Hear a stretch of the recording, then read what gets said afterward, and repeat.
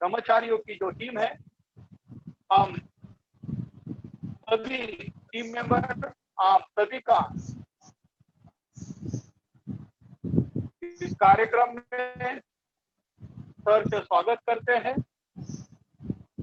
आज हम एक नई श्रृंखला शुरू करने जा रहे हैं जिसका शीर्षक है सप्त बोधांग। सप्त बोधांग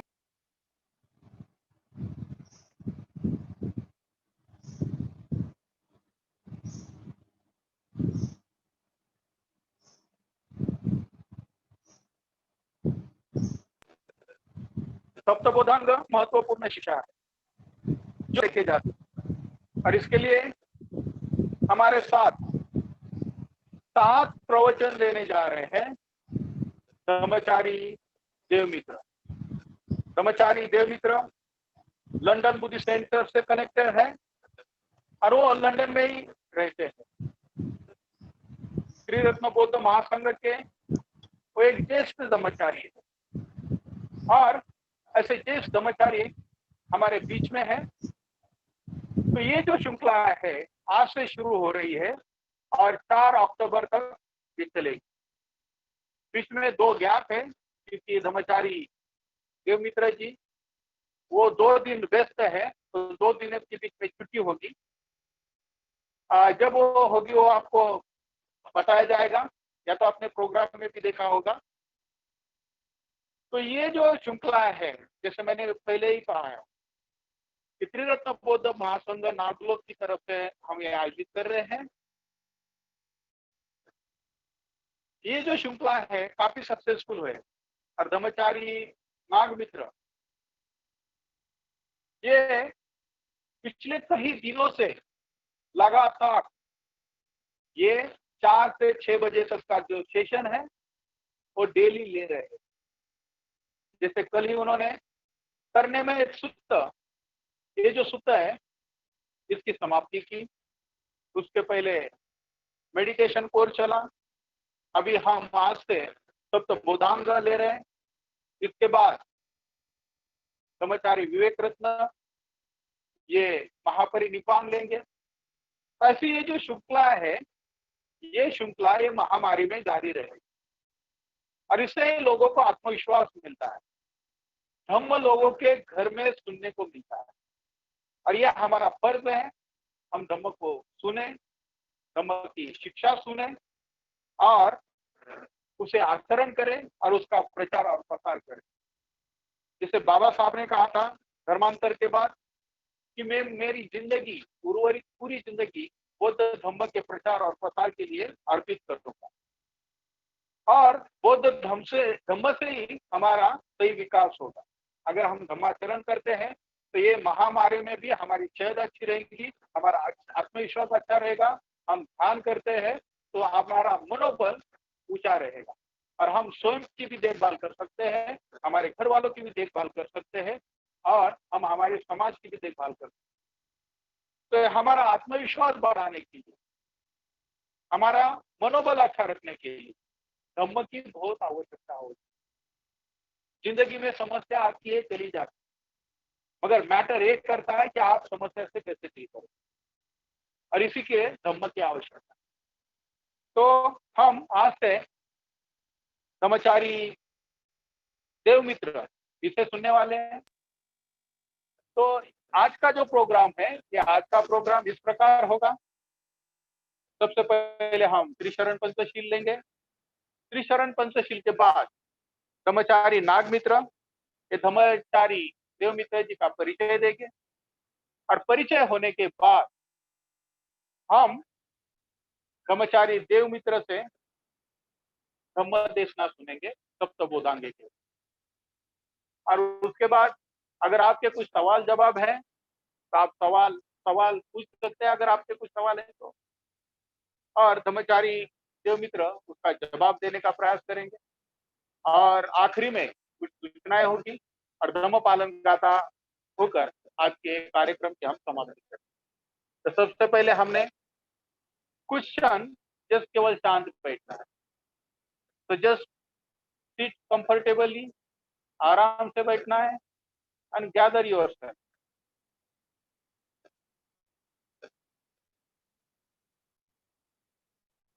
तो आराम से बैठिए।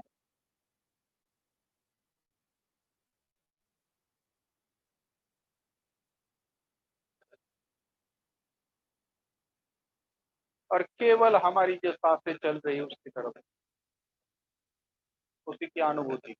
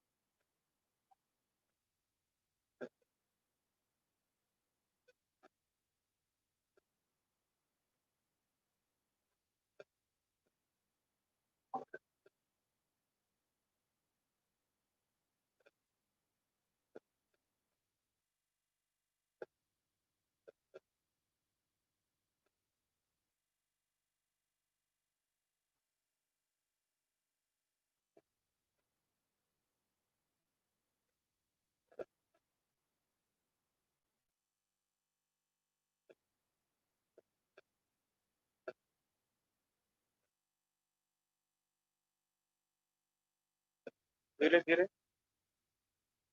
हमें हमारी आंखें खोलनी है।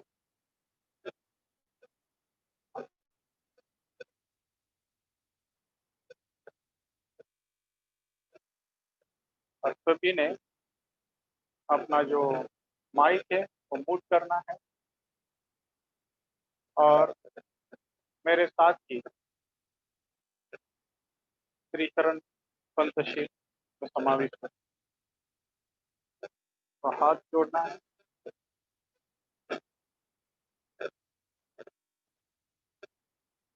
और श्रीचरण पंथशील।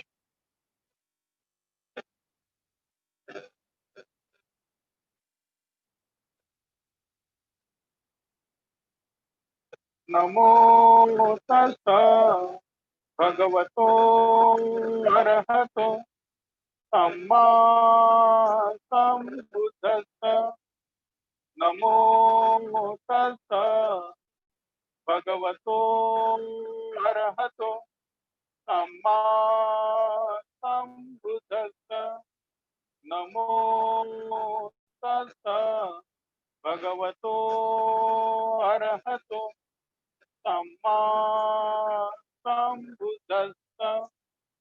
बुद्धं शरणं गच्छामि, धम्मं शरणं गच्छामि, संघं शरणं गच्छामि, तुतीयंपि बुद्धं शरणं गच्छामि, तुतीयंपि धम्मं शरणं गच्छामि, तुतीयंपि संघं शरणं गच्छामि, ततीयंपि बुद्धं शरणं गच्छामि, ततीयंपि धम्मं शरणं गच्छामि, ततीयंपि संघं शरणं गच्छामि।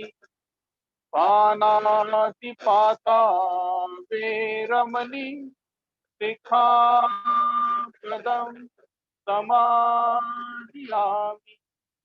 अदिन्नदाना वेरमणि सिक्खापदं समादियामि।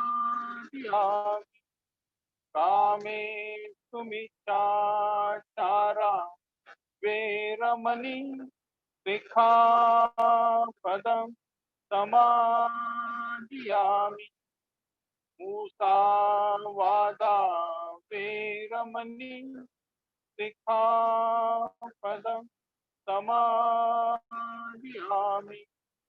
दूरामेरय पश्य पमादठाना पदमणि शिखापदं समाधियामि। साधु साधु साधु।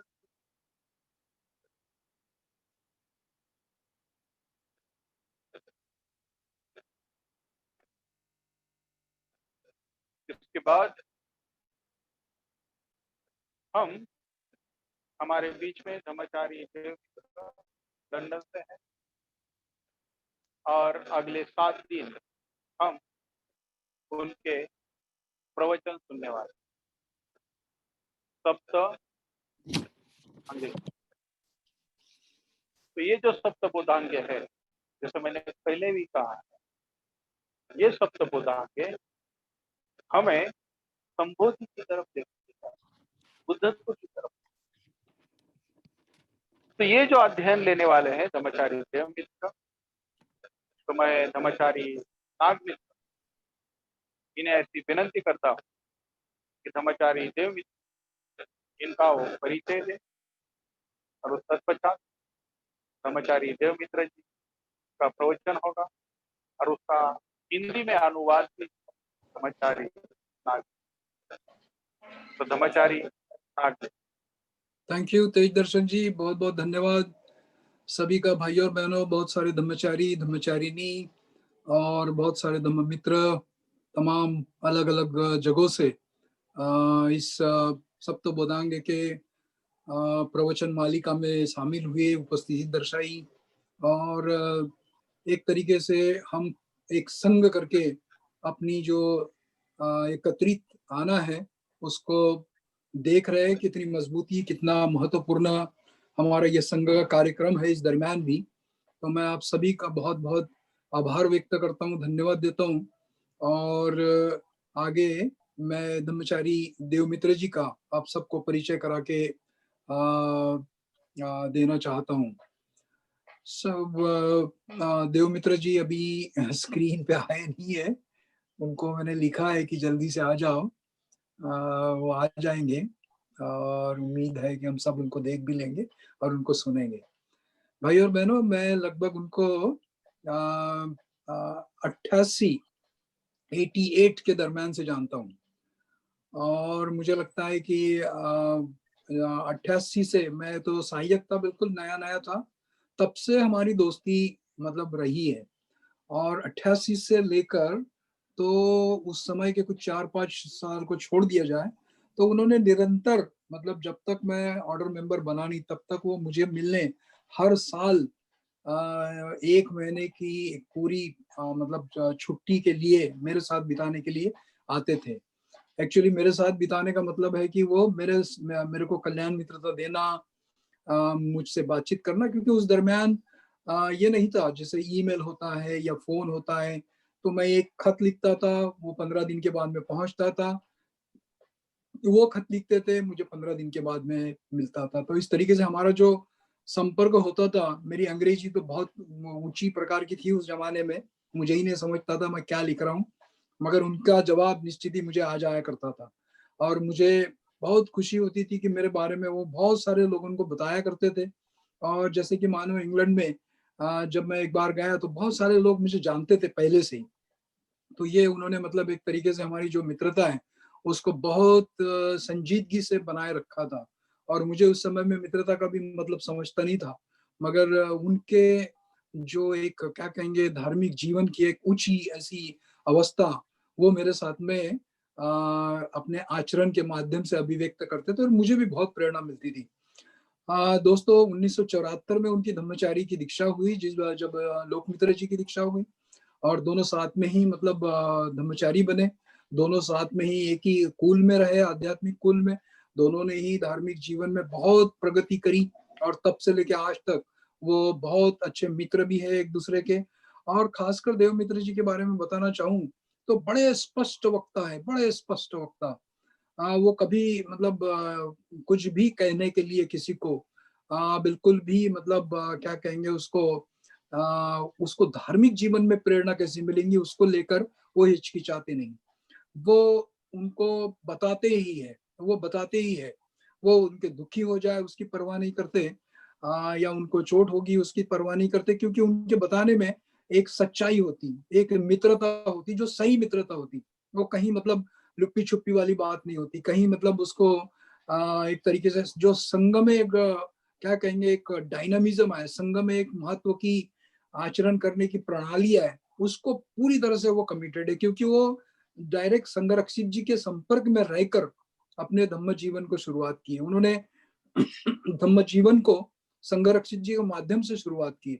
उनके साथ में कई सेमिनार किए, उनके साथ में कई उन्होंने अभ्यास किया, कई सालों तक वो साथ में रहे, इकट्ठा रहे, और उनका जीवन जो है संगरक्षित के माध्यम से जो आध्यात्मिक जीवन की जो एक गहराई है वो उनको उनके जीवन से प्राप्त हुई।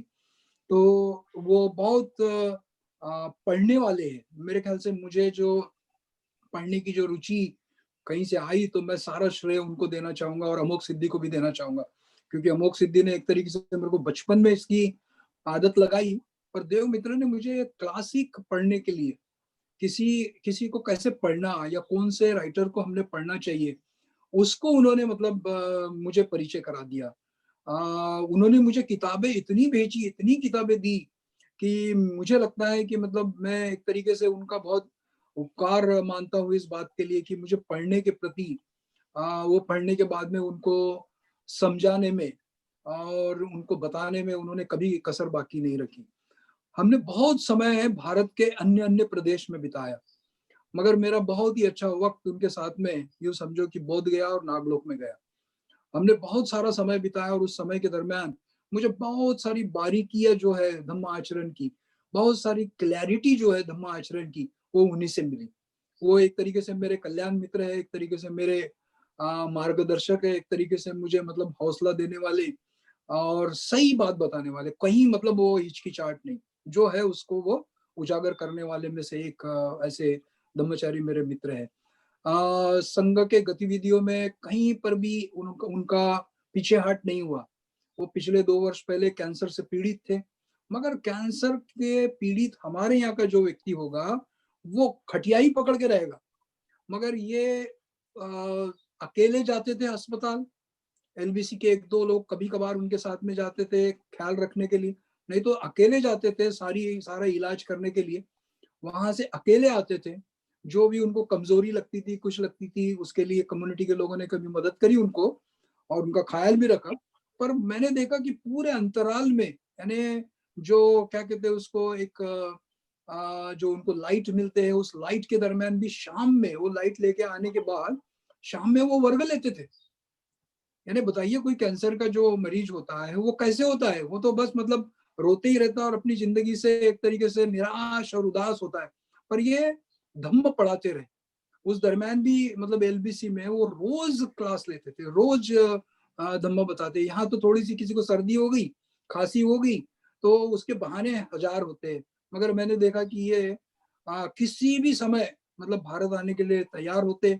और खासकर नागलोक में जो बच्चे होते, युवा बच्चे बच्चियां होती, उनको वो यानी धम्म आचरण के लिए उनमें वो प्रेरणा डालते हैं, उनको वो एक तरीके से एक जबरदस्त ऐसा उनमें उत्साह डालते हैं, और उनको बड़ा अच्छा लगता है कि ये युवा पीढ़ी जिस तरीके से धम्म में और संघ में कार्यान्वित हो रही है और अपने जिम्मेदारियां ले रही, तो ये जो जज्बा है, मतलब ये मतलब उनसे बहुत कुछ सीखने को मिला और देखने को मिला।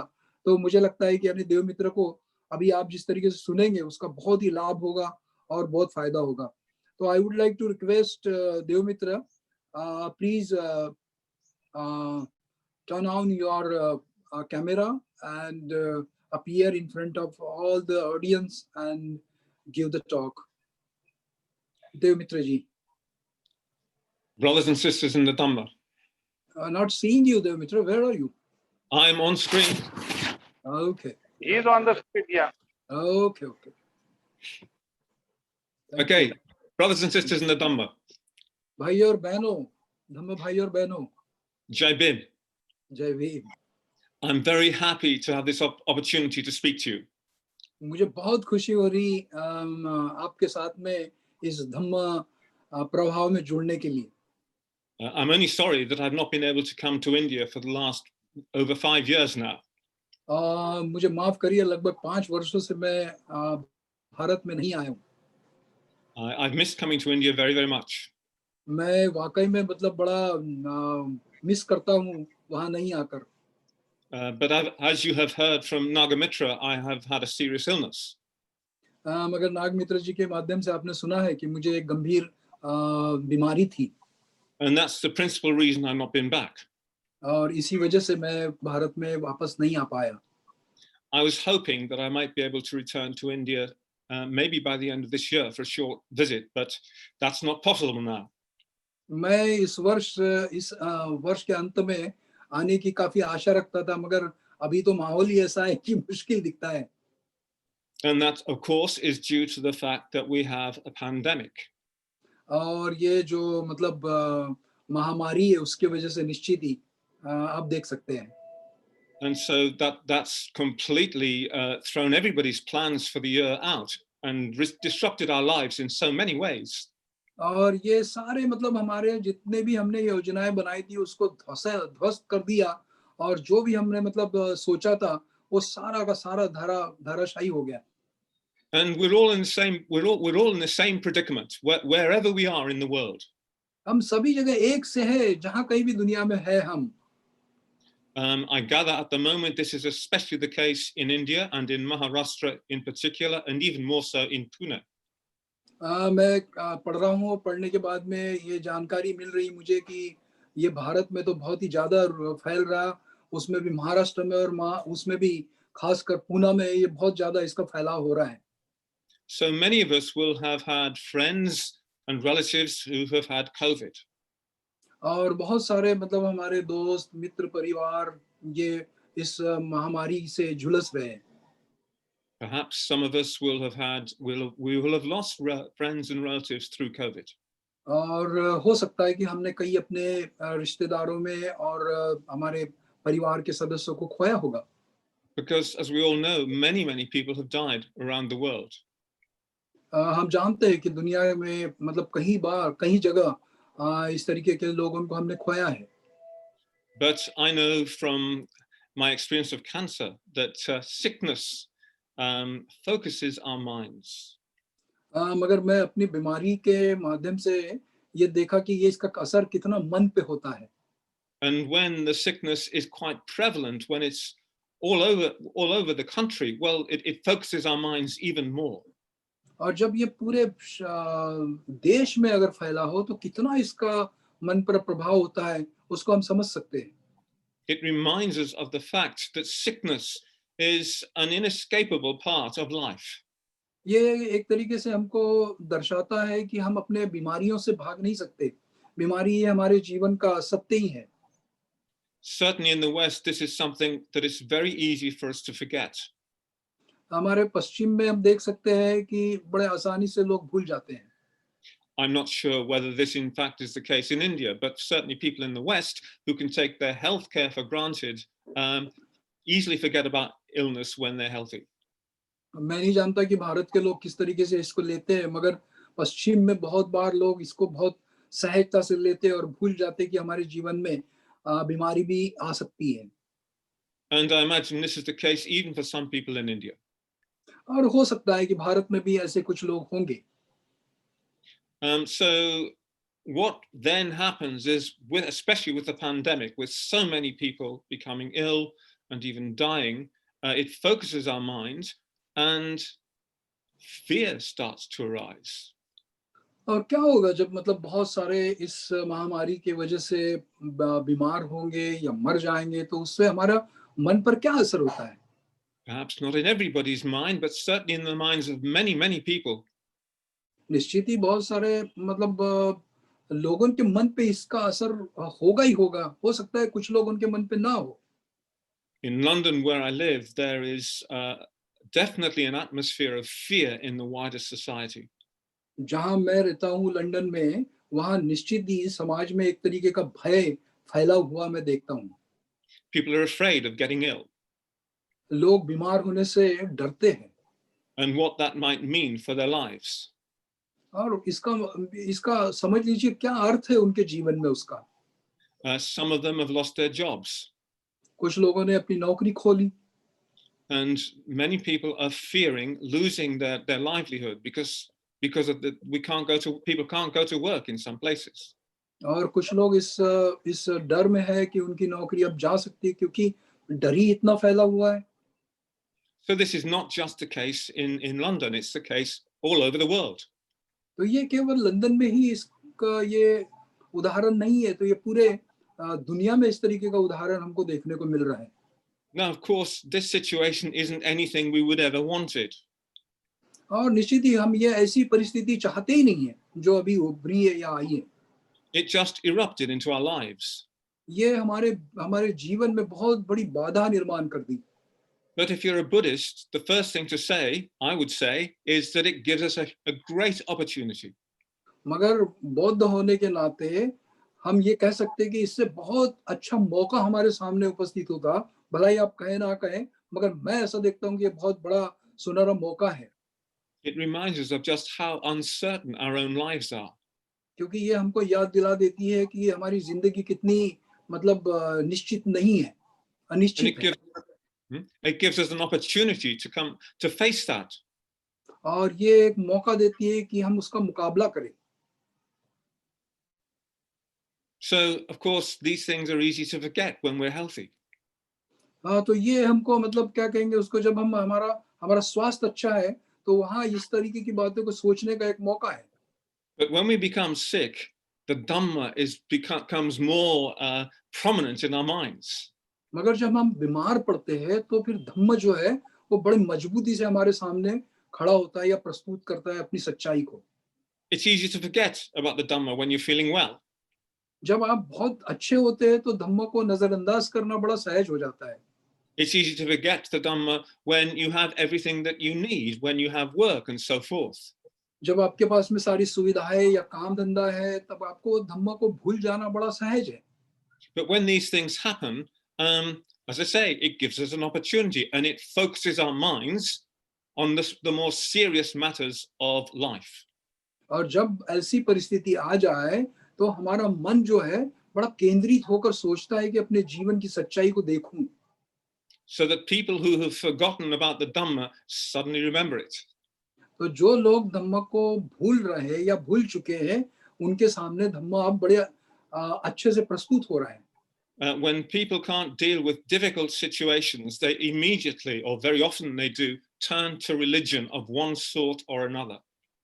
और जब इस तरीके की परिस्थिति निर्माण होती है तो उनका जो मन है वो धर्म के तरफ प्रभावित होता है या उस तरफ बढ़ता है. And sometimes they pray to their gods or to their God and ask for deliverance from this evil. और फिर लोग क्या करते हैं कि ऐसे में जाके अपने भगवान को याद करते हैं और उनके सामने पूजा आराधना करते हैं. But this probably won't work. मगर ये किसी भी हाल में काम नहीं करता है. The only solution to the problem is to face it. उसकी एक ही मतलब उसका पर्याय उपाय है कि उससे मुकाबला करे. I believe that that adversity, every time we experience adversity of any kind, it is an opportunity to grow. जब इस तरीके की विरोधाभास परिस्थिति निर्माण होती है तब निश्चित ही उसको विकास करने का एक मौका, एक परिस्थिति निर्माण भी होती है. It's an opportunity to become a better human being. एक मौका होता है कि हम अच्छे आदमी बने, अच्छे व्यक्ति बने. And this certainly has been my experience of cancer. और ये मेरा मतलब अपना खुद का अनुभव है जिस परिस्थिति के कैंसर के परिस्थिति में गुजरा हूँ. I knew that when I was told I had a serious cancer, that it was a big challenge. जब मुझे कहा गया था कि आपको बहुत गंभीर रूप का कैंसर हुआ है तो वो मेरे लिए एक आह्वान खड़ा हुआ था. And the only way, somehow I had to find a way of dealing with that positively. मैं उसको वाकई में जिस विधायकता से उसका मुकाबला किया, उसका अनुभव लिया, वो बहुत महत्व का था. And the only way forward I knew was just to welcome the cancer into my life. और वो एक अच्छा यानी जरिया जो था, मैं उस कैंसर को उसका स्वागत किया, उसको अपनाया मैंने. Not try to push it away in any way. मैं उसको किसी भी तरीके से बाहर खदेड़ने की कोशिश नहीं करी. But to face the seriousness of the situation I found myself in. मैंने उसका मुकाबला किया, उसको पूरी गंभीरता से उसको स्वीकार किया और उसका मुकाबला किया। So I think for many people, something similar, perhaps not so intensely, is going on in relation to COVID. निश्चित ही उस तरीके की तुलना में नहीं जाना चाहता हूँ, मगर अभी जिस तरीके की महामारी फैली हुई है, उसमें कुछ लोग इस तरीके से अपने जीवन को मुकाबले के लिए तैयार कर रहे होंगे। And so it gives us an opportunity to face this reality and to again remember and practice the Dhamma. ये एक तरीके से मौका मतलब दे रही है परिस्थिति कि हम इसकी सच्चाई को समझें और इसको मुकाबला करने के लिए तैयार हो। It gives us an opportunity to keep our minds focused on the Dhamma. ये हमको एक तरीके से अपने मन को धम्म पर केंद्रित करने के लिए मौका दे रहा है। And I hope that therefore in the course of the coming week, when we have these talks, that will help us to fix the Dhamma in our minds even more. और ये पूरा सप्ताह हम एक तरीके से इसका उपयोग अपने धम्म पर अपना सारा मन केंद्रित करने के लिए उपयोग में ले सकते हैं। It'll help to bring before our minds, to help us to remember Dr. Ambedkar's Dhamma Revolution. ये हमको सप्ताह एक तरीके से बाबा साहब का जो धम्म क्रांति है उसको स्मरण करने का मौका देगा। I don't need to tell you all why he converted to Buddhism. You know perfectly well.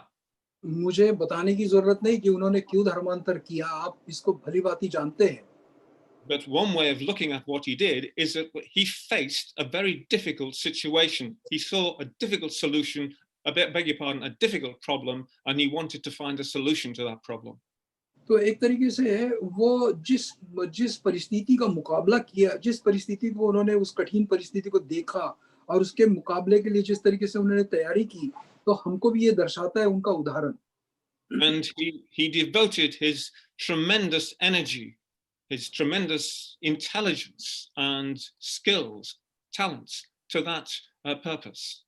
तो उन्होंने एक तरीके से अपनी ऊर्जा, अपनी बुद्धि और अपने सारी शक्ति का उपयोग इन सारी परिस्थिति का मुकाबला करने के लिए इस्तेमाल किया। Just as the Buddha sought his way to find the key to suffering, Dr. Ambedkar, in his own way, did the same. जिस तरीके से बुद्ध ने दुख से निपटने के लिए जो चाबी ढूंढी थी, उसी तरीके से बाबा साहब ने अपने जीवन में उन सारी परिस्थिति से ऊपर उठने के लिए सारे प्रयास किए। He wanted to find the final solution to the terrible problem of caste and the suffering that it caused. उन्होंने इस जाति के उन्मूलन के लिए कोई एक निश्चित जो सुविधा है, एक समस्या को सुलझाने के लिए जो उन्होंने मौका है, वो उन्होंने ढूंढने की कोशिश करी। So as we all know, he converted to Buddhism. तो हम सारे जानते हैं कि वो फिर इसके लिए जो उपाय उन्होंने ढूंढा वो है बुद्ध का धम्म स्वीकार करना। But he didn't convert to Buddhism just for his own interests. मगर ये बुद्ध का धम्म उन्होंने केवल मतलब अपने स्वयं के फायदे के लिए नहीं किया। He didn't convert to Buddhism just to find a solution to his own pain and suffering. वो अपने स्वयं के खुद के समस्याओं को सुलझाने के लिए उन्होंने बुद्ध धम्म नहीं लिया। He had a vision, as we know, for his entire community, all those who, like him, have been born as an untouchable. वो सारे उन लोगों के तमाम उन समाज के प्रति जो उनके जैसे ही उस अस्पृश्यता में पैदा हुए, उनको सबको मुक्त करना चाहते थे। But his vision was much bigger than that, even. मगर उतने ही पर्याप्त उनकी दृष्टि नहीं थी, उससे भी विशाल उनकी दृष्टि थी। Because he could see that the only final solution to the problem of caste involved everybody in India. क्योंकि उन्होंने ये देखा कि जो जाति की जो समस्या है वो केवल उन्हीं लोगों को वहां फंसा नहीं रही, तो तमाम समाज को उसमें गुथा रही है। So of course it would be very positive for whoever converted to Buddhism from Hinduism or whatever other tradition. It would only produce the final solution if everybody in India returned to one of its native religions, Buddhism.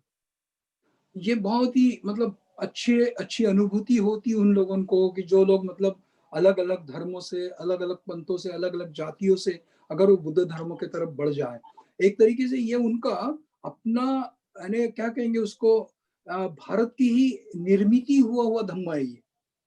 We hope that one day Buddhism again will be a Buddhist country, as I'm sure we all do. और मुझे पूरा विश्वास है कि एक दिन बुद्ध धम्म पूरी तरह से भारत में जन्म लेगा। And he turned to Buddhism because he saw this as the only way to establish a genuinely just society free from oppression.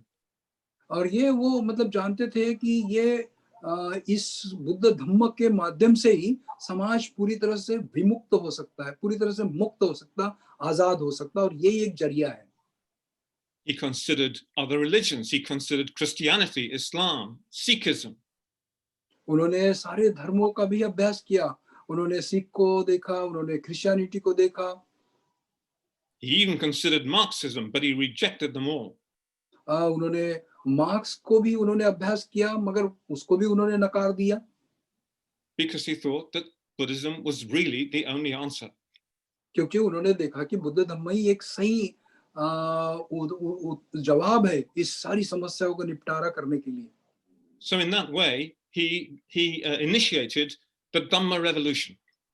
तो एक तरीके से हम कह सकते हैं कि उन्होंने ही ये धम्म क्रांति की निर्मित करी। But the Dhamma revolution is a peaceful revolution. मगर जो धम्म क्रांति थी वो शांति की क्रांति थी। Wherever there is violent revolution, it usually produces problems. जहां जहां मतलब रक्त क्रांति हुई वहां समस्याएं निर्माण हुई। In a violent revolution, people are killed or injured or lose their property or maybe everything. जहां जहां हिंसात्मक क्रांति की शुरुआत हुई वहां लोगों ने खून बहाया, लोग मारे गए, लोगों ने अपनी सारी जो संपत्ति थी वो बर्बाद कर दी, और कई बार ये भी देखना है कि उनकी पूरी जिंदगियां बर्बाद हो गई। And this sows the seeds for vengeance, revenge, which means further violence. और एक तरीके से हमने इस तरीके की रक्त क्रांति करना यानी फिर से हमने उस द्वेष की वृत्ति को जन्म देना है। So a Buddhist revolution has to be a peaceful revolution. तो बुद्ध की जो हमने बुद्धिस्ट लोगों की जो क्रांति होनी चाहिए वो शांति से किया हुआ कर्म होना चाहिए। And there are two principal aspects to that revolution.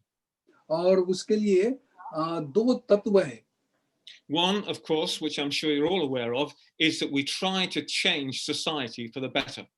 और वो उसमें का पहला यह है कि हमने कोशिश ये करना चाहिए कि हमने समाज को पुनर्निर्माण करना चाहिए।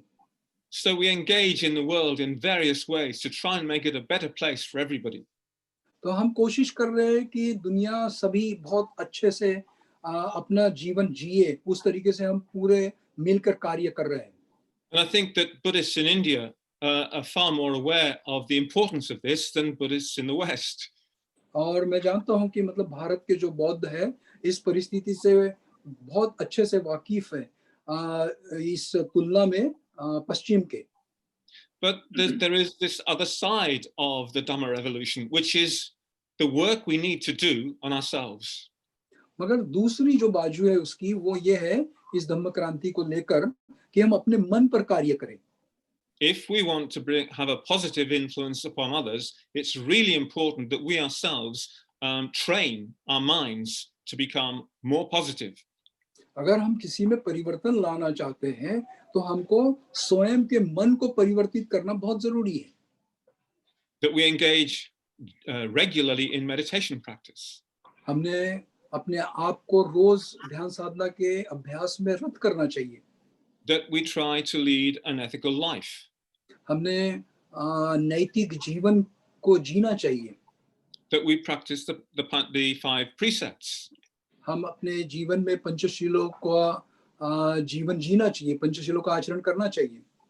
So, of course, you may find that there are many people, especially politicians, who say they're working for a more just society.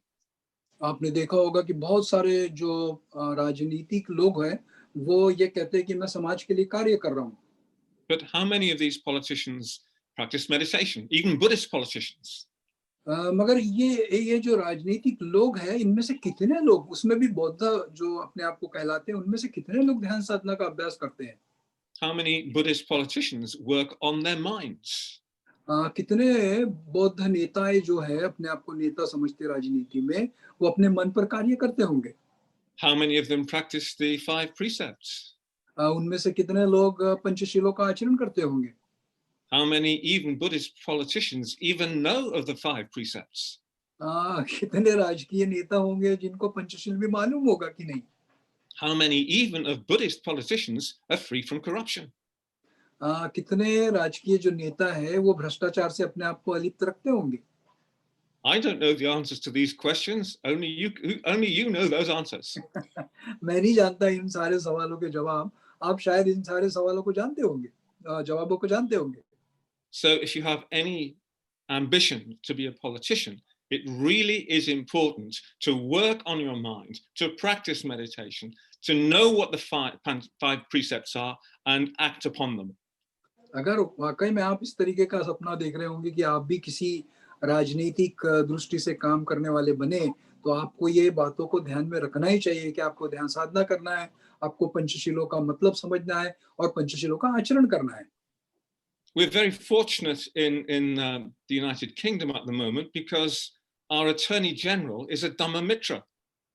हम बहुत मतलब क्या कहेंगे, खुशकिस्मत है कि हमारे पास में एक धम्ममित्र है जो अटॉर्नी जनरल के रूप में पॉलिटिक्स में काम कर रहा है। She's a personal friend of mine. वो मेरी व्यक्तिगत मित्र है। And she has attended many classes I've given at the London Buddhist Centre.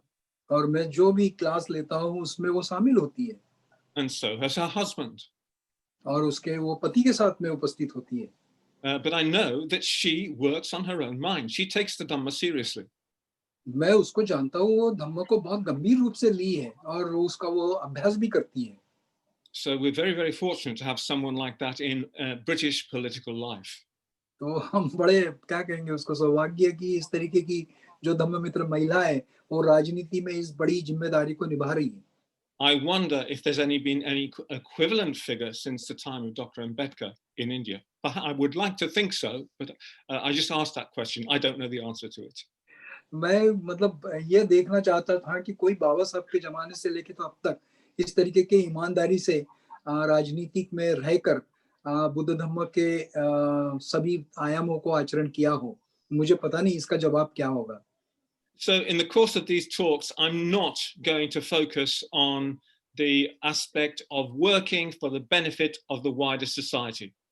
तो मैं ये मतलब जो प्रवचन मालिका देने वाला हूँ, ये मैं उस आयाम में तो बिल्कुल भी नहीं देने वाला हूँ कि ये समाज में आप लोग जाके कुछ काम करेंगे उस दृष्टि से। I know that many of you are working in that way. मुझे पता है कि आप में से बहुत सारे लोग उस हिस्से में काम कर रहे हैं। I know that you know how serious and how important that is. मैं जानता हूँ कि आप में से बहुत सारे लोग ये भी जानते हैं कि वो काम करना कितना जरूरी है और कितना गंभीर रूप से करना जरूरी है। And in this regard, Indian Buddhists are a great example for those of us in the West. और उस दृष्टि से अगर मैं बताना चाहूँ तो ऐसे लोग वाकई में बड़े अच्छे उदाहरण है इस पश्चिम में। But I sometimes wonder how seriously we take the other aspects of the Dhamma revolution. मगर मैं दूसरे स्तर पे सोचता हूँ कि वाकई में हम जब इस तरीके का काम करते हैं तो धम्म को कितने गंभीर रूप से लेते हैं।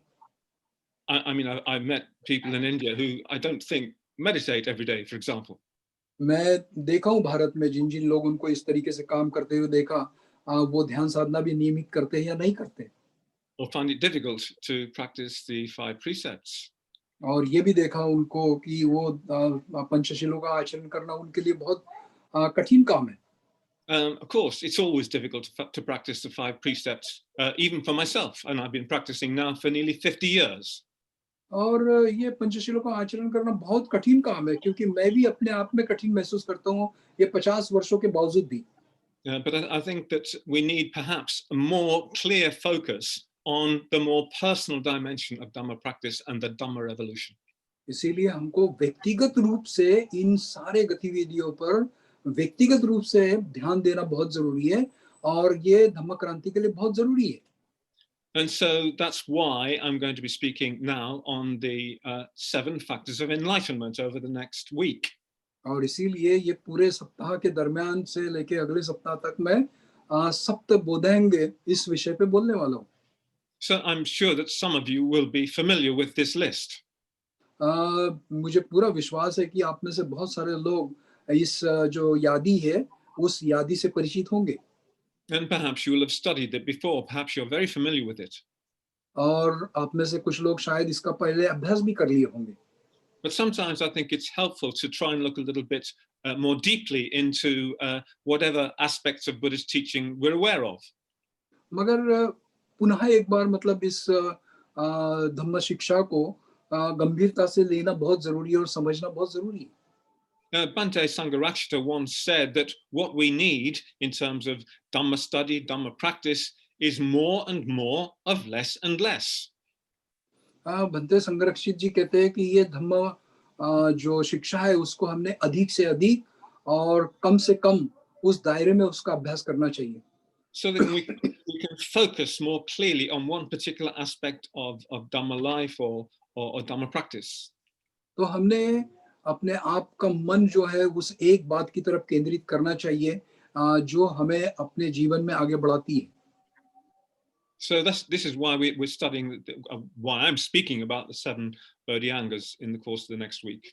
और इसीलिए मैं आने वाले सप्ताह भर इस सप्त बोधांग पर बोलने वाला हूँ। So I'm just going to remind you of what they are. I'll list them using only the English terms, and I'm sure Nagamitra will use the other terms. तो मैं आपके सामने इंग्लिश में उसकी यादी बताने वाला हूँ और मैं कोशिश करूंगा आपको अनुवाद करके बताने की। So first there is awareness. तो पहला है स्मृति। After that, the second factor is investigation of mental states. तो दूसरा है धम्म विचय। Thirdly, there is energy. तीसरा है वीर्य। Then there is rapture. और चौथा है प्रशब्दि। Rapture. Preeti. Then prashabdi, then calming down. Then prashabdi. Sixthly, there is samadhi. फिर उसके बाद में समाधि। And finally, there is equanimity. और बाद में उपेक्षा। I use the term samadhi because there's no English equivalent to it. मैं समाधि को समाधि बोला क्योंकि अंग्रेजी में दूसरा कोई शब्द नहीं है। Okay, so that's what we're going to look at over the next 7 days. और ये हम मतलब 7 दिन में इसको देखने वाले हैं। But first of all, awareness. तो सबसे पहले स्मृति। So that's the topic for today. तो आज का जो विषय है वो स्मृति है। So first of all, we have to learn to be aware of things, objects. तो हमको सीखना है कि हम वस्तुओं के प्रति कैसे जागरूक हो या कैसे हमारी स्मृति बढ़ाए। Many years ago, I had a friend who had a particular problem with one particular object. बहुत समय पहले मेरे एक दोस्त को इस वस्तु मात्र की स्मृति के बारे में कुछ समस्या थी। He didn't seem to be aware of this particular object.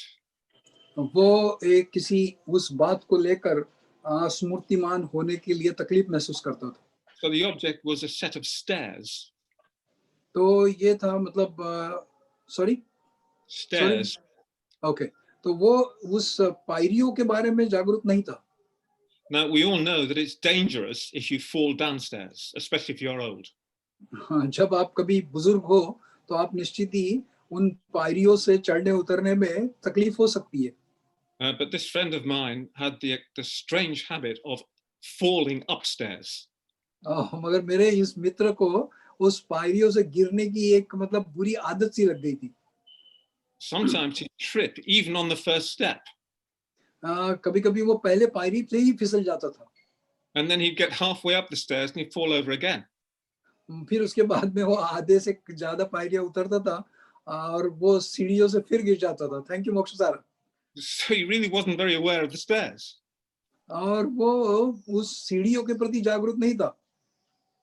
He seemed to lose himself going upstairs. He seemed to completely forget that he was going upstairs and how he had to go about that.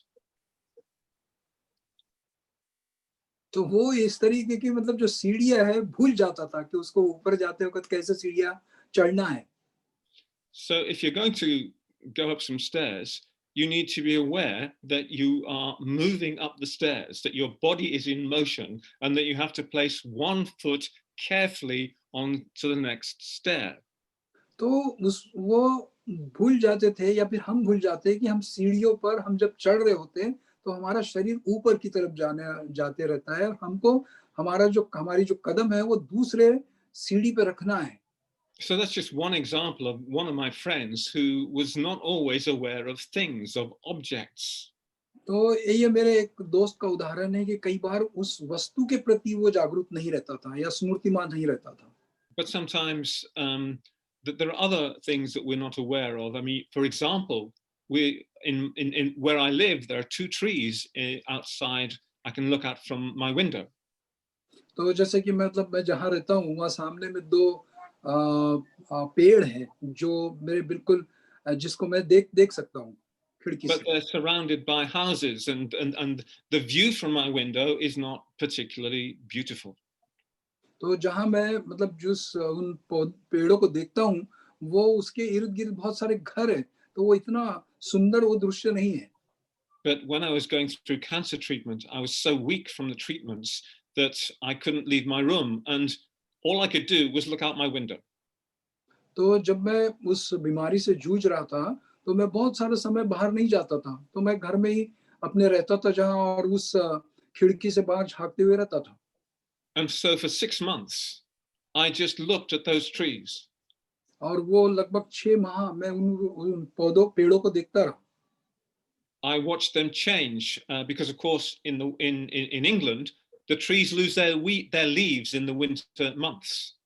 और जैसे कि मतलब एक मौसम के अनुसार वो जो पेड़ होते हैं उसके रंग बदलते हैं, उनके पत्ते झड़ते हैं, पतझड़ होती है.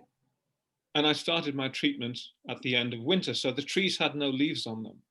तो मेरे जो मतलब इलाज है वो शुरुआत हुआ था ठंडी में, और जहाँ ठंडी में वहां पर जो पत्ते हैं पूरी तरह से झड़ जाते हैं. So over that 6-month period, I saw the trees change. I saw the leaves come out. तो उस 6 महीने के अंतराल में मैंने देखा कि वहां पत्ते भी उग रहे हैं, पत्ते भी आ रहे हैं. I saw them gradually change color. मैंने देखा उनके रंग भी बदल रहे हैं until they fell off the trees again. और फिर से वो पत्ते गिर रहे हैं, वो भी देखा मैंने. I saw the trees in wind and in rain. मैंने वो पेड़ों को बहुत तेज हवाओं में देखा, बहुत बड़ी बारिश में भी देखा. And I saw them in sunshine. और मैंने उनको सूर्य प्रकाश में भी देखा. I could even see their outlines sometimes at night. और कभी-कभार मैंने उनको अंधेरे रात में भी देखा. And so I became very aware of the trees. तो मैं एक तरीके से उन पेड़ों के प्रति बड़ा जागरूक हो गया. And I found them to be very beautiful. और मैंने धीरे-धीरे उनकी सुंदरता भी देखी. But I'd not noticed that beauty before. मगर उसके पहले मैंने उसकी सुंदरता को नहीं देखा था. It was as if I was seeing the trees for the first time. और ऐसा मानो कि मैंने उन पेड़ों को पहली बार देखा हूँ. So I think it's important to try to train ourselves in this way to see what is beautiful around us. तो इस तरीके से अपने आप को प्रशिक्षण हमने देना चाहिए कि जो अपने इर्द गिर्द की जो खूबसूरती है, सुंदरता है, उसको देखे. For example, just to look at a tree and look and find its beauty. आजू बाजू के कम से कम पेड़ों को देख ले और उनकी खूबसूरती को समझे. And if we can do this, it'll help us to change the quality of our minds, the quality of our experience of life even. तो इस तरीके से अगर हमने देखे तो ये हमको मदद करता है हमारे जीवन के स्तर को समझने का और उसको विकसित करने. So we need to learn to be aware of things. तो हम इस तरीके से दूसरी चीजों को देखने की जो जागृति है वो हमारे में विकसित करते हैं. So the next thing we need to do is to learn to become aware of ourselves. और फिर दूसरी उसमें की बात है कि ये कि हम स्वयं के प्रति जागरूक हो या स्मृतिमान हो. And there are 3 ways that we can do this. और ये हम 3 तरीके से कर सकते हैं. The first is we need to become aware of the body and its movements. तो सबसे पहले हमने अपने शरीर के प्रति और शरीर की जो हलचल होती है उसके प्रति। The example I gave of my friend falling upstairs would also be, would give us an example of this. He was unaware of his body. तो मैंने जैसे उदाहरण दिया मेरे मित्र का, जो उन सीढ़ियों को भूल जाता था, वो पायदानों को भूल जाता था और गिर पड़ता था, तो एक तरीके से वो उसी उदाहरण को हम देखें तो अपने शरीर के प्रति वो स्मृतिमान नहीं था या जागरूक नहीं रहता था। It's as if he forgot about his body when he's going up the stairs. वो अपने शरीर की जो स्मृति है उसको खो बैठता था जब वो ऊपर जा रहा हो उस दरमियान। And then again, this is something I've seen many times in India. और मैंने भारत में इस तरीके की विस्मृति को खोते हुए बहुत बार देखा है। I remember a number of occasions traveling along the 𝓞𝓯𝓯𝓲𝓬𝓲𝓪𝓵 road in Nagpur at night, where there's lots and lots of traffic, the rush hour. मैंने कामठी रोड पे, जो नागपुर कामठी का रोड है, उसमें कई बार मतलब शाम के समय में जो ट्रैफिक थी उसकी रहदारी को देखा, बहुत बुरी तरह, मतलब वो भीड़ भाड़ से भरी रहती थी। And sometimes there'd be a man walking in the midst of the traffic as if it wasn't there. कई बार मतलब उस भीड़ भाड़ में जो आदमी चल रहा है उसको उसकी भी स्मृति नहीं होती थी। Perhaps he was drunk. हो सकता था वो पिया हुआ हो। But he didn't seem to be aware of his body and his movements. तो ये मतलब दिखाई देता था कि वो अपने स्वयं के शरीर के प्रति स्मृतिमान नहीं था। He didn't even seem to be aware of the traffic, and I was amazed that nobody. I was amazed that I never saw any of these people get killed. और ना ही वो वहाँ की जो वाहन थे उनके प्रति किसी प्रकार की उसकी जागृति, और ये भी देख रहा था कि वो मर जाएगा या उस तरीके की घटना होगी, उसके प्रति भी वो जागरूक नहीं था। So he was not only not aware of the traffic, he was not aware of his body. You could say he wasn't even aware of the reality in which he found himself. तो वो एक तरीके से अपने शरीर के प्रति जागरूक नहीं था, एक तरीके से उनको जो वाहन चल रहे थे उनके प्रति जागरूक नहीं था, और सही देखा जाए तो अपने जीवन को समाप्त कर सकता है इस तरीके से, जो सही सच्चाई है उसके प्रति भी जागरूक नहीं था। It's an extreme example, but in so many ways we're just like that drunkard ourselves. ये वाकई में मतलब एक उदाहरण के रूप में है, मगर कई बार हम अपने आप को देखें तो हम भी इसी तरीके से उन पिए हुए आदमी की जैसा बर्ताव करते हैं। Not only are we not aware of what is happening around us, we're not aware of what's actually going on in our own minds. तो कई बार हम मतलब जो वातावरण के बारे में तो जागरूक नहीं रहते हैं, मगर हमारे दिमाग में, मन में क्या चल रहा है उसके प्रति भी हम स्मृतिमान या जागरूक नहीं रहते हैं। We're not aware of our feelings very often. Well, I mean, this is certainly the case in the West, and I think I'm sure this is true, at least of some people in India. तो कई बार लोग मतलब इस तरीके से अपने मन में उत्पन्न होने वाली भावनाओं के प्रति भी जागरूक नहीं रहते, और निश्चित का मैं पश्चिम में अगर बताना चाहूँ तो वो यहाँ तो बहुत ज्यादा इस तरीके के उदाहरणों को देखता हूँ।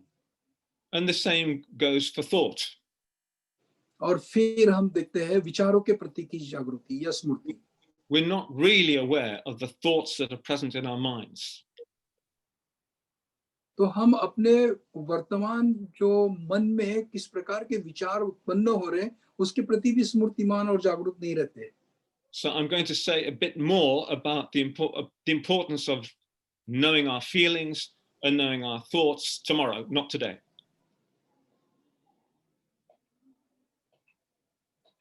Hello?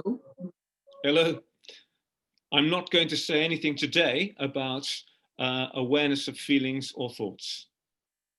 तो आज मैं आज मैं ये विचार और अपनी जो वेदना है, फीलिंग है, उसके बारे में नहीं बताना चाहूंगा।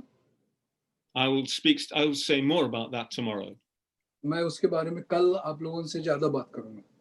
So thirdly, let me just say the second level of awareness is awareness of oneself. It includes awareness of body and its movements, awareness of feelings, and awareness of thoughts.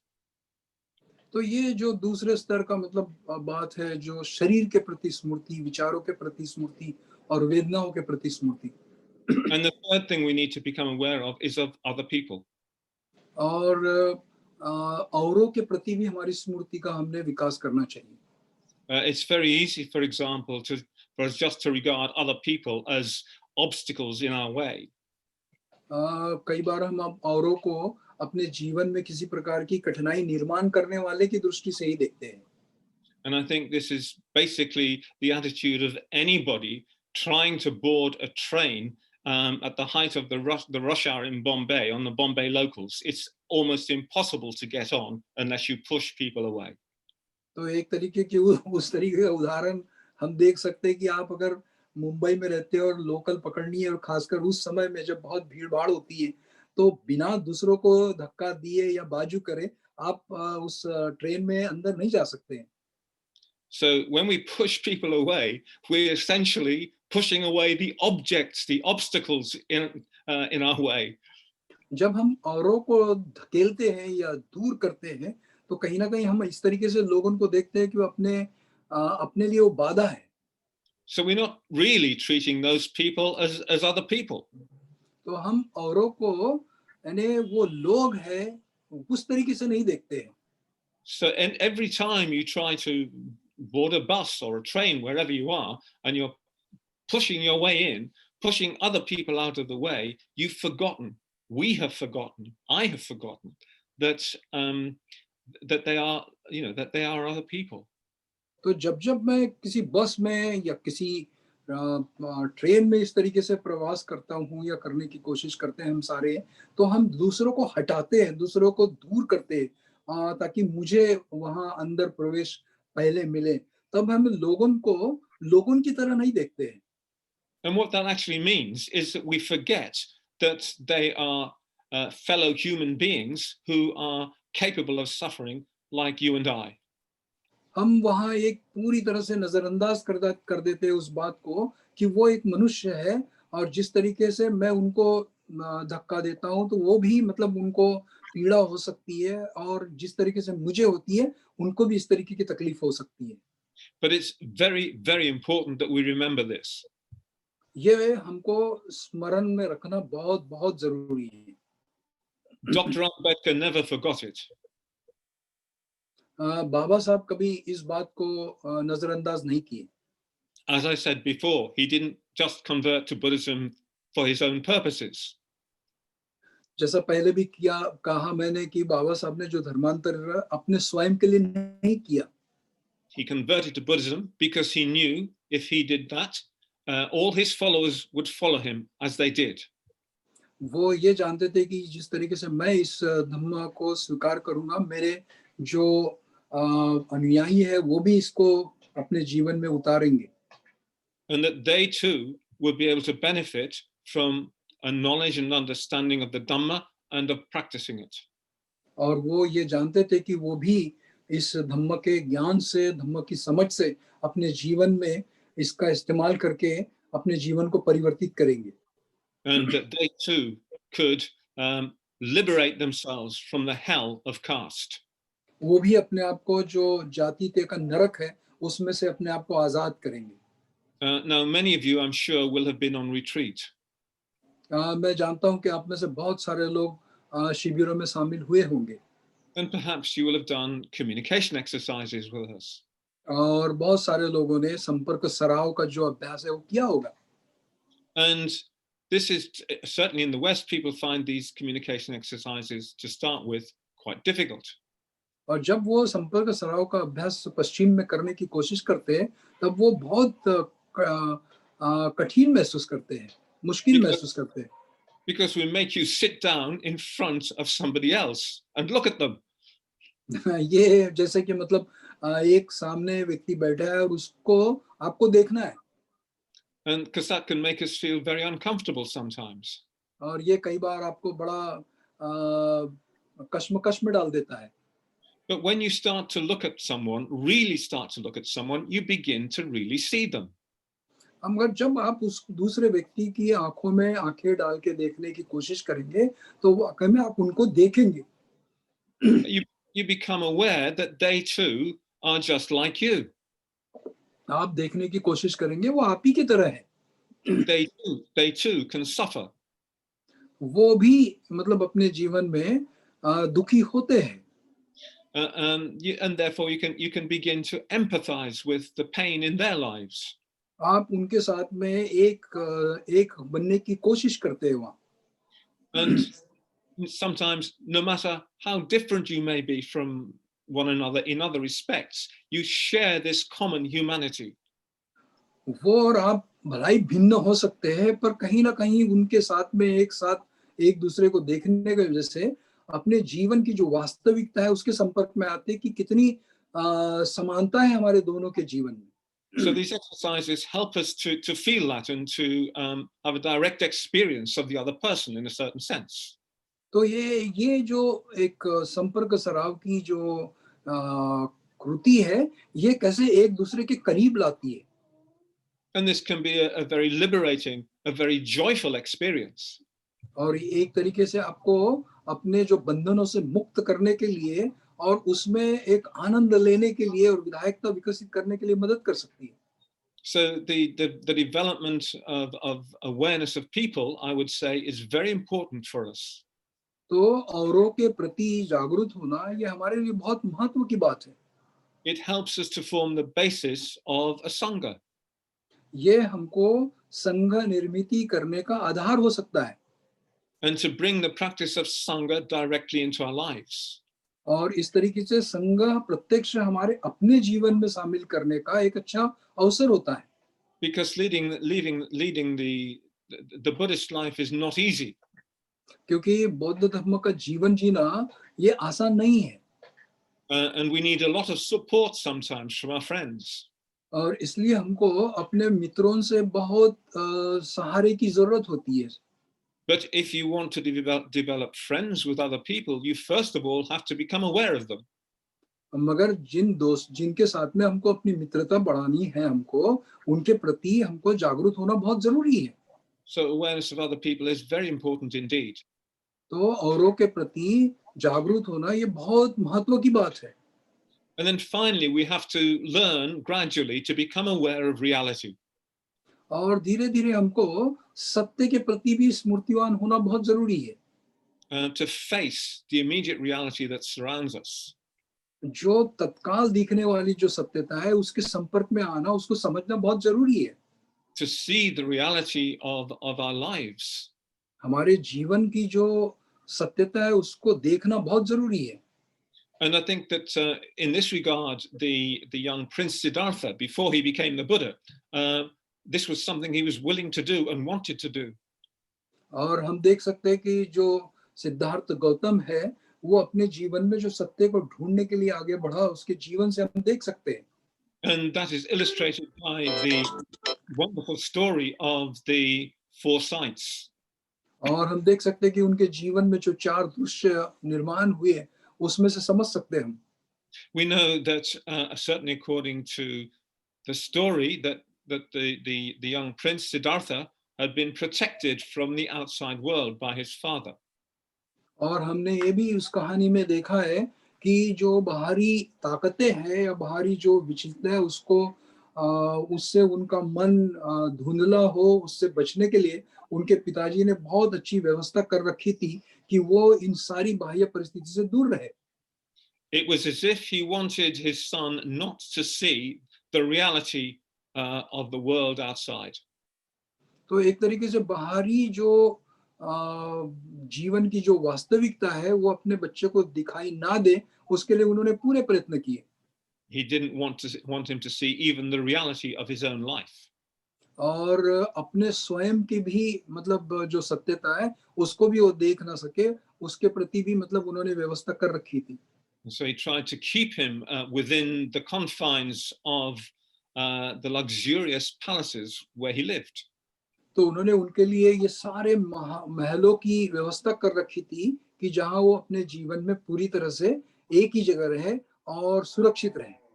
But Siddhartha was unsatisfied. He was dissatisfied. He knew there must be more to life than what he was experiencing.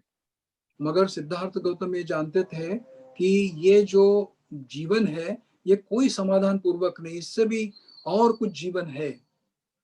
And so the story goes, he asked his charioteer Chanda to take him outside the palace walls. और जब कहानी में और भी मतलब देखने को मिलता है कि वो अपने उस सारथी को कहते हैं कि मुझे इस महल के बाहर भी देखना है। He wanted to go out and see life outside those walls. और वो बाहर का जीवन देखना चाहते थे। And the first thing he saw was an old man. और पहली बात उन्होंने देखे थे एक वृद्ध व्यक्ति। He'd never seen an old man before. उन्होंने पहले कभी उस प्रकार से कोई वृद्ध आदमी देखा नहीं था। But there he was, walking very uncertainly, leaning on a stick, bent over, and very, very old. और उन्होंने वो देखा वो आदमी को कि वो वृद्ध व्यक्ति कहीं झुका हुआ है और कमजोर है और लकड़ी के सहारे चल रहा है। And he talked with Chandra about it. और फिर उन्होंने छंद से बात करी। And realized that sooner or later we all age, we all grow old. और उन्होंने उस बात की अनुभूति ली, समझे उसमें से कि हाँ मैं भी इस तरीके से या हम सारे वृद्ध होने वाले हैं। Of course, it's very difficult to imagine that when you're young. तो ये जब हम युवा होते हैं तब इस तरीके का विचार आना हमारे लिए बहुत दूर की बात हो जाती है। Because old age seems so far off. क्योंकि जो वृद्धत्व है जो बहुत दूर लगता है हमको। But sooner or later it comes to us. मगर कम ज्यादा पैमाने में क्यों ना हो हमारे में आता ही है वो। And then we really do know the reality of old age. और फिर हम उसकी सत्यता को जानते हैं। And the Buddha, the young prince, realized that one day he would lose his youth, he would become old. और वहाँ जो युवा सिद्धार्थ है इस बात को जानते हैं कि वो एक दिन इस तरीके की अपनी जो युवा अवस्था है उसको खोने वाले हैं। The following day he went out and he saw a sick man. फिर दूसरे दिन और बाहर गए और उन्होंने एक बीमार व्यक्ति को देखा। He'd never seen a sick man before. उन्होंने उस तरीके का बीमार व्यक्ति उसके पहले नहीं देखा था।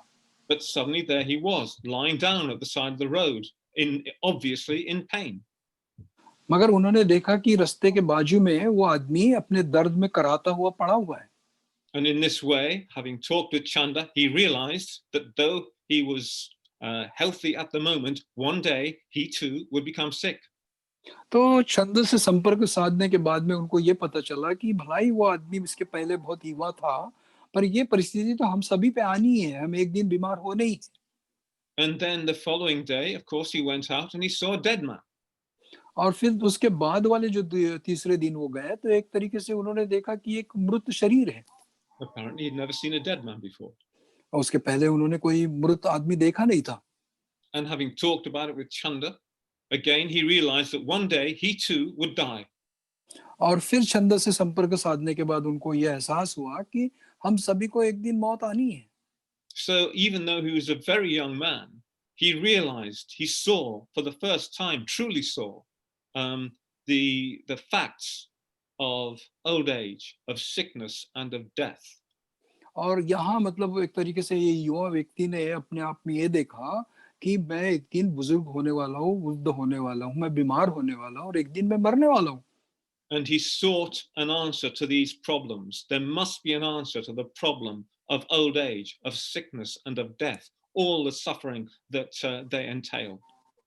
तो एक तरीके से फिर उसने खोजना शुरुआत मतलब करी और ये प्रश्न उसके मन में निर्माण हुआ, निश्चित ही इसके ऊपर तो उपाय हो सकता कि मैं वृद्ध होने वाला हूँ, मैं बीमार होने वाला हूँ और मैं मरने वाला हूँ, तो मेरे जीवन का कोई और भी मतलब मकसद तो होगा। And so then, of course, he saw the fourth sight, the wanderer.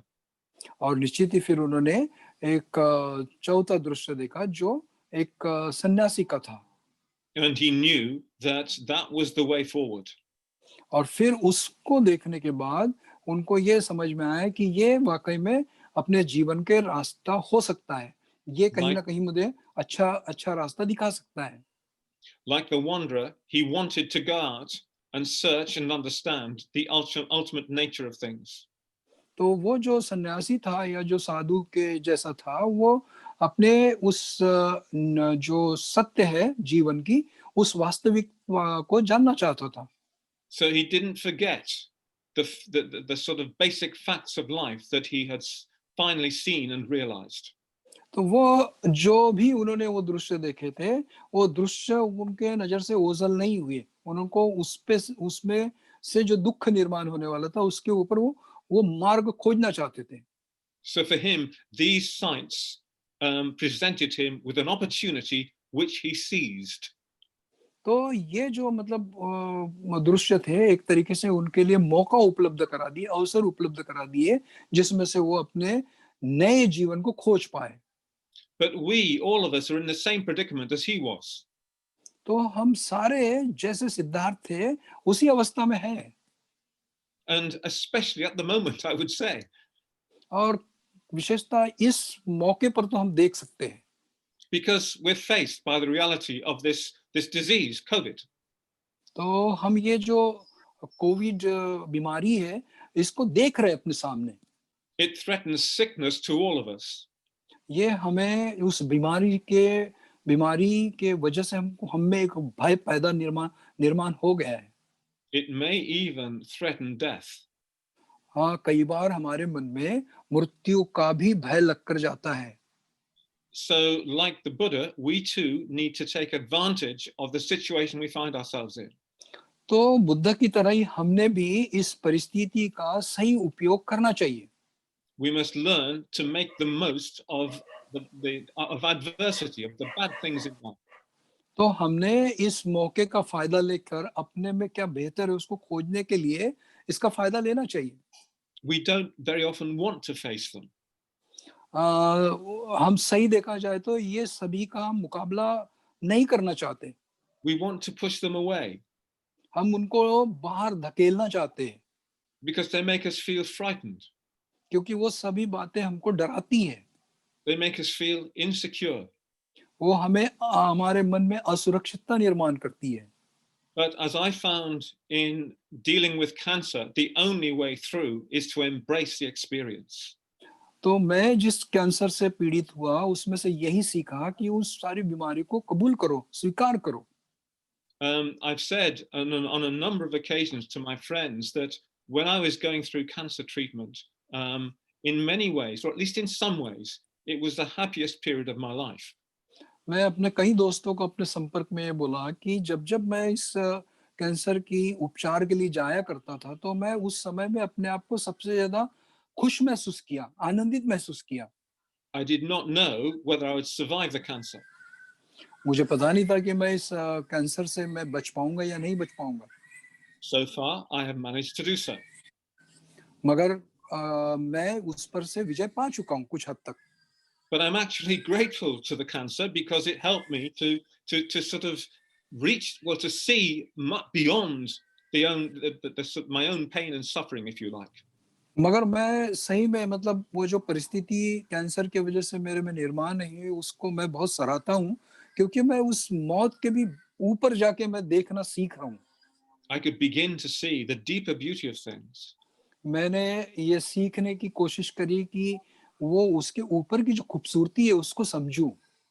And it helped me to renew my inspiration to study, to deepen my understanding of the Dhamma, and to और practice it and hopefully realize it.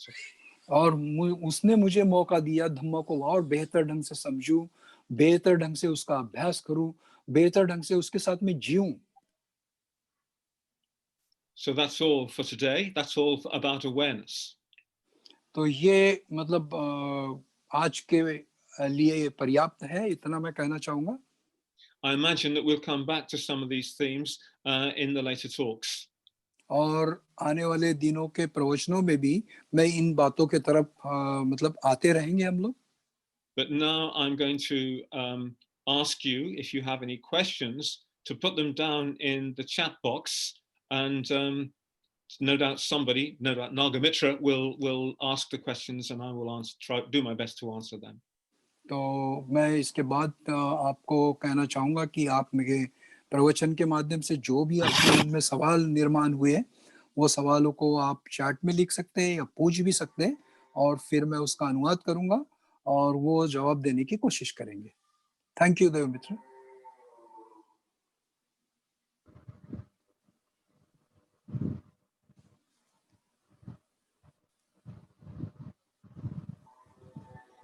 तो अगर किसी को कोई सवाल है तो एक तो मतलब अपने हाथ खड़े करिए और पूछिए, और हमारे जो इस कार्यक्रम के होस्ट है वो आपको अनम्यूट करेंगे और आप बात कर सकते हैं, या फिर आपको लगता है कि चार्ट में आप कुछ लिख पाए तो लिख लीजिए।